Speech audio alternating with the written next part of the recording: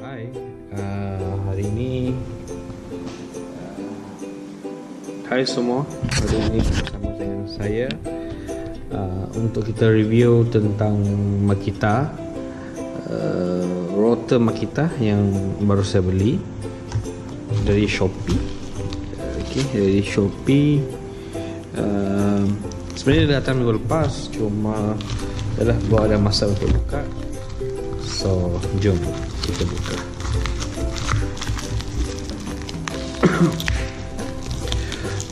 Harga rotor ni dalam 200 lebih. Okay.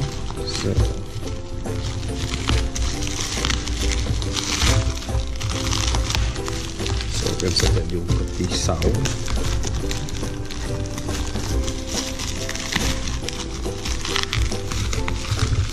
Kotak dengan rapi nampaknya.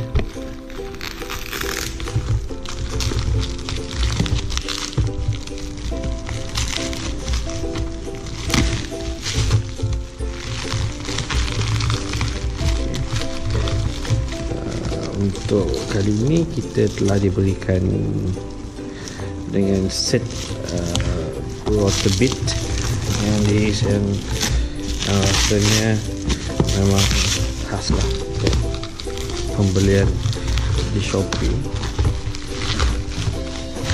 Wow. Okay. So, Makita M3700G. Frame ada rotor bit, 12 rotor bit set.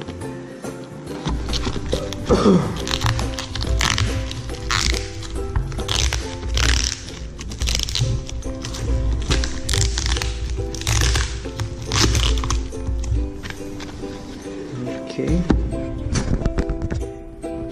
ini rotor bit 6.37 mm. Wow. Okay. Kita tengok sikit dalam. Nampaknya ada 6 bit yang kita akan cuba nanti. Okay. Semuanya dalam keadaan yang baik.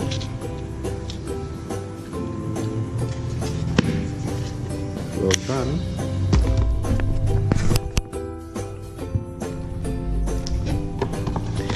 So kita akan buka pula Makita. Alamak, kita koyakkan Makita rotor.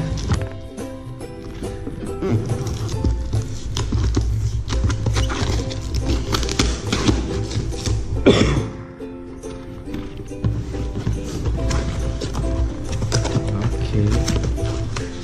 So kita beli di sini di sell.com. Kita dapat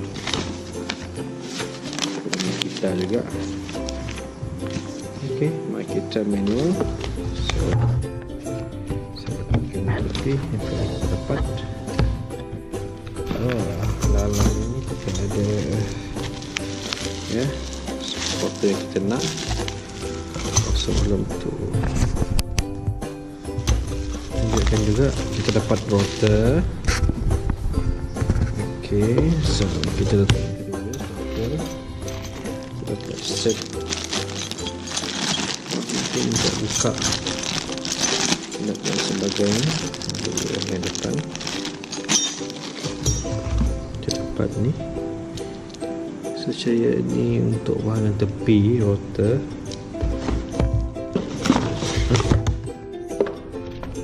Dapat satu bit percuma rasanya ni.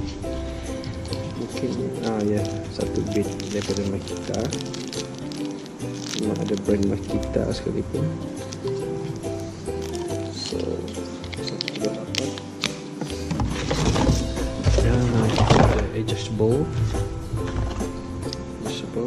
dan ini apa lagi dalam ni.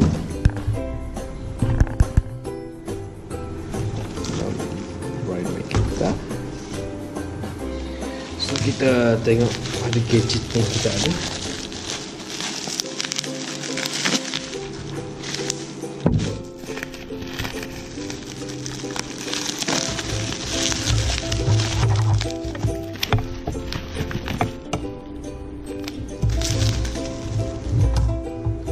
Okay, so inilah router, berat jugalah, berat. Dari sini dia ada strap ya, Makita. So itu saja akan tunjukkan hari ini. Kita akan dapatkan video saya mencuba benda ni. Okay.